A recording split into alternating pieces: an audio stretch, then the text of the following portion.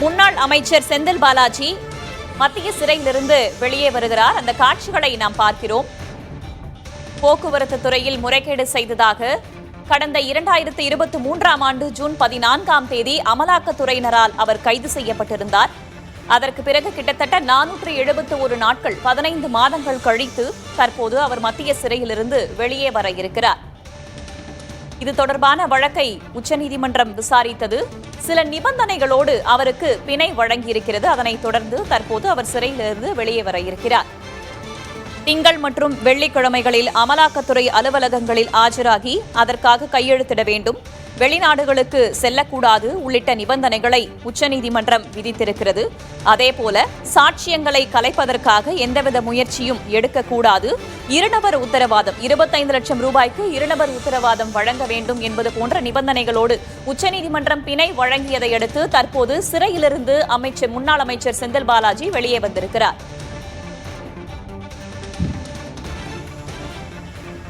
வெளியே வந்த செந்தில் பாலாஜிக்கு திமுக தொண்டர்கள் உற்சாக வரவேற்பு அளித்து வருகிறார்கள்.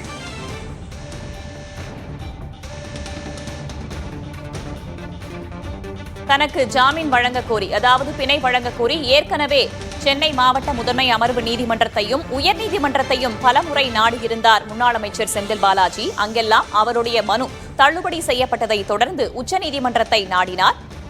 அவருடைய மனுவை விசாரித்த உச்சநீதிமன்றம் இன்றைக்கு சில நிபந்தனைகளோடு பிணை வழங்கி உத்தரவிட்டது. அதனைத் தொடர்ந்து சென்னை மாவட்ட நீதிமன்றத்தில் அவருக்கான உத்தரவாதம் கொடுக்கவும் 2 பேர் வந்திருந்தார்கள். அதனைத் தொடர்ந்து தற்போது அந்த உத்தரவாதம் ஏற்கப்பட்டதன் காரணமாக தற்போது சிறையிலிருந்து முன்னாள் அமைச்சர் செந்தில் பாலாஜி வெளியே வந்தார்.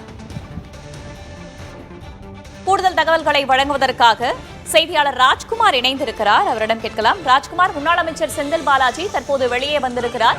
அங்கே கள நிலவரம் எப்படி இருக்கிறது?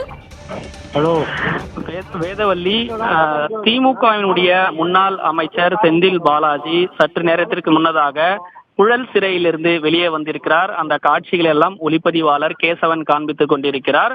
15 மாதங்கள் புழல் சிறையில் இருந்ததை அடுத்து இன்று உச்சநீதிமன்றம் நிபந்தனை பிணை வழங்கியதற்கு பின்னதாக இங்க சென்னை அமர்வு நீதிமன்றம் அது தொடர்பாக விசாரணையும் நடத்தியது.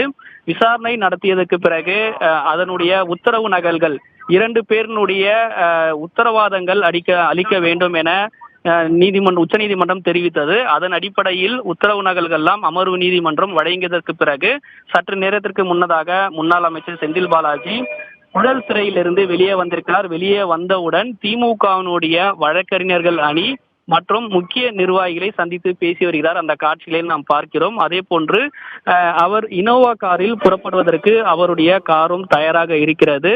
சற்று நேரத்திற்கு முன்னதாக புழல் சிறையிலிருந்து வெளியே வந்திருக்கக்கூடிய செந்தில் பாலாஜி கட்சியினுடைய திமுகவினுடைய வழக்கறிஞர் அணி கிட்டத்தட்ட இந்த வழக்கு தொடர்பாகவும் அதே போன்று உயர்நீதிமன்றம் உச்சநீதிமன்றத்தில் வழக்கறிஞர் அணி பல்வேறு விதமான வாதங்களையும் இந்த வழக்கு தொடர்பாகவும் நடத்தியிருந்தார்கள்.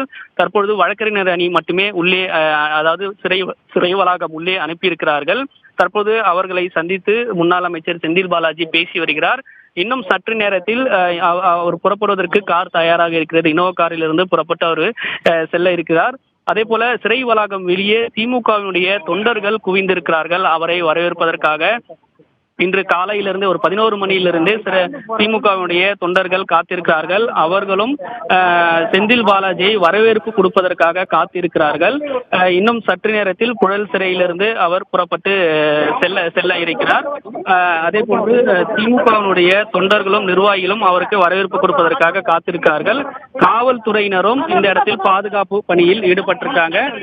குறிப்பா சிறை வளாகத்திலிருந்து செந்தில் பாலாஜி நடந்து செல்கிறார். வெளியே நிர்வாகிகளும் தொண்டர்களும் காத்திருக்கிறார்கள். அவர்களை சந்தித்ததற்கு பிறகு இங்கிருந்து புறப்பட இருக்கிறார். வேதவல்லி, தியாகம் பெரிது, உறுதி அதனினும் பெரிது என்பதாக முதலமைச்சர் மு.க.ஸ்டாலின் முன்னதாக வாழ்த்தியிருந்தார்.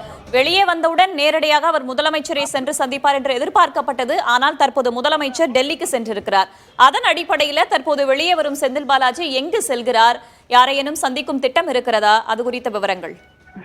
அதாவது மாலை 4 மணிக்கு முன்னதாக புழல் சிறையிலிருந்து முன்னாள் அமைச்சர் செந்தில் பாலாஜி வந்திருந்தால் முதலமைச்சர் மு.க.ஸ்டாலினை சந்திப்பதற்கான திட்டம் இருந்தது. அதே போன்று அமர்வு நீதிமன்றம் உத்தரவாதத்திற்கான நகல் அனைத்தும் சிறைத்துறைக்கு அனுப்பியது காலதாமதம் ஏற்பட்டிருக்கக்கூடிய காரணத்தால் சற்று நேரத்திற்கு முன்னதாக தான் புழல் சிறையிலிருந்து வெளியே வந்திருக்கிறார்.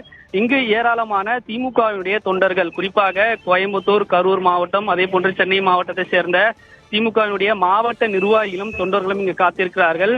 எனவே முதலாவதாக தொண்டர்களை சந்திக்க இருக்கிறார். தொண்டர்களை சந்தித்ததற்கு பிறகு அவர் இங்கிருந்து புறப்பட இருக்கிறார். சென்னையில் இருப்பதற்கான திட்டம் இருப்பதாக தான் அவர் தரப்பினுடைய வழக்கறிஞர்கள் தெரிவிக்கிறார்கள். ஏற்கனவே நிபந்தனை ஜாமீன் உச்சநீதிமன்றம் அளித்ததில் மிக முக்கியமாக வாரத்திற்கு 2 நாட்கள், திங்கள் மற்றும் வெள்ளிக்கிழமை நாட்களில் அவர் அமலாக்கத்துறையிடம் கையெழுத்தும் இட வேண்டும் என உச்சநீதிமன்றம் நிபந்தனை கொடுத்திருக்கிறது. எனவே நாளைக்கு அமலாக்கத்துறை அலுவலகத்துக்கு சென்று கையெழுத்திடுவதற்கான வாய்ப்புகள் இருக்கும். நாளை தான் முதலமைச்சர் மு.க. ஸ்டாலினையும் சந்திக்க இருக்கிறார். அதையொட்டிதான் செந்தில் பாலாஜியுடைய திட்டங்கள் இருப்பதாக தெரிகிறது. எனவே இங்கு தொண்டர்களை சந்தித்ததற்கு பிறகு அவர் இங்கிருந்து புறப்பட இருக்கிறார். நாளை சென்னையிலே இருப்பதற்கான நடவடிக்கையும் முதலமைச்சர் மு.க. ஸ்டாலினை சந்தித்ததற்கு பிறகு அடுத்தடுத்த திட்டங்கள் இருப்பதற்கான வாய்ப்புகள் இருக்கிறது.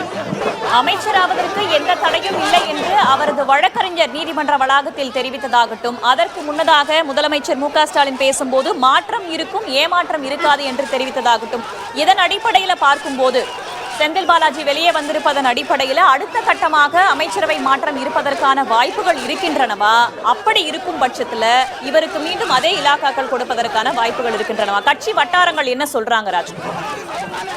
கட்சியினுடைய நிர்வாகிகள் தரப்பிலிருந்து ஏற்கனவே தெரிவிக்கப்படும் பொழுது ஏற்கனவே முதலமைச்சர் மு.க. ஸ்டாலின் கூட அமைச்சரவையில் மாற்றம் இருக்கும் என்ற ஒரு தகவலை கடந்த 24ஆம் தேதி சென்னையில் பேட்டியளிக்கும் பொழுதே தெரிவித்திருந்தார்.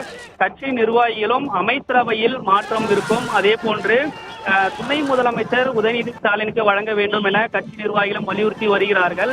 எனவே அமைச்சரவையில் மாற்றம் இருக்கும் பொழுதே இந்த நடவடிக்கை எல்லாம் இருக்கும் என்று கட்சி தரப்பிலிருந்தும் பேசப்படுகிறது. இன்று அமைச்சர் முத்துசாமி தெரிவிக்கும் பொழுது கூட முதலமைச்சர் மு.க. ஸ்டாலின் முடிவெடுப்பார், அதாவது முன்னாள் அமைச்சர் செந்தில் பாலாஜியை அமைச்சரவையில் கொண்டு வருவதும் ஏற்கனவே அவர் வகித்திருந்த மின்சாரத்துறை அவருக்கு வழங்கப்படுவது உள்ளிட்ட நடவடிக்கைகளை அனைத்தும் முதலமைச்சர் மு.க. ஸ்டாலின் எடுப்பார் என தெரிவிக்கப்பட்டுள்ளது. எனவே தற்போது நிபந்தனை ஜாமீனில் செந்தில் பாலாஜி வெளியே வந்திருக்கக்கூடிய நிலையில் முதலமைச்சர் மு.க. ஸ்டாலினை சந்தித்ததற்கு பிறகு அடுத்தடுத்த கட்ட திருப்பங்கள் திமுகவில் ஏற்படுவதற்கான வாய்ப்புகள் இருப்பதாகவும் சொல்லப்படுகிறது. எனவே நாளை முதலமைச்சர் மு.க. ஸ்டாலினை சந்தித்ததற்கு பிறகு இந்த மாற்றங்கள் குறித்த நடவடிக்கைகள் குறித்து ஒரு சில நாட்களில் அறிவிப்பு வருவதற்கான வாய்ப்புகள் இருப்பதாகவும் தான் நிர்வாகிகள் தரப்பிலிருந்து சொல்லப்படுகிறது. தற்போது முன்னாள் அமைச்சர் செந்தில் பாலாஜி புழல் சிறையிலிருந்து வெளியே வந்திருக்கிறார். நிர்வாகிகளை சந்தித்து வருகிறார்கள். நிர்வாகிகளை சந்தித்து முடித்ததற்கு பிறகு இங்கிருந்து புறப்பட இருக்கிறார். நாளை முதலமைச்சர் மு.க. ஸ்டாலினை சந்தித்ததற்கு பிறகு கட்சியினுடைய நிகழ்வுகள் மாற்றம், அதே போன்று அமைச்சரவை மாற்றம் குறித்தான அறிவிப்புகள் ஒரு சில நாட்களில் வருவதற்கான வாய்ப்புகள் இருப்பதாக தான் கட்சியினுடைய முக்கிய நிர்வாகிகள் தெரிவிக்கிறாங்க.